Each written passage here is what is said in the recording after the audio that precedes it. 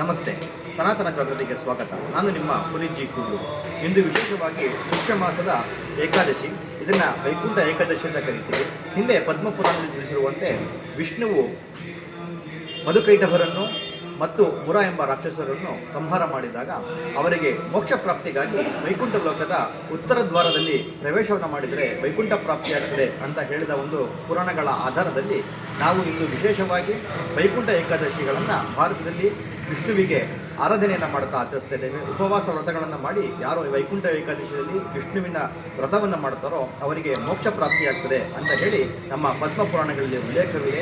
ವೈಕುಂಠ ಏಕಾದಶಿ ಮಾತ್ರ ಅಲ್ಲ, ನಮ್ಮ ಸನಾತನ ಧರ್ಮದಲ್ಲಿ ಒಟ್ಟು 24 ಏಕಾದಶಿಗಳು ಹಾಗೂ ಧನುರ್ಮಾಸದಲ್ಲಿ ಅಧಿಕ ಮಾಸ ಬಂದಲ್ಲಿ 2 ಏಕಾದಶಿಗಳು ಆಗಿ ಒಟ್ಟು 24ರಿಂದ 26 ಏಕಾದಶಿಗಳು ಸಹ ವಿಶೇಷವಾಗಿದ್ದು ಉಪವಾಸ ವ್ರತ ಆಚರಣೆಗಳಿಗೆ ಇದು ಸೀಮಿತವಾಗಿದೆ.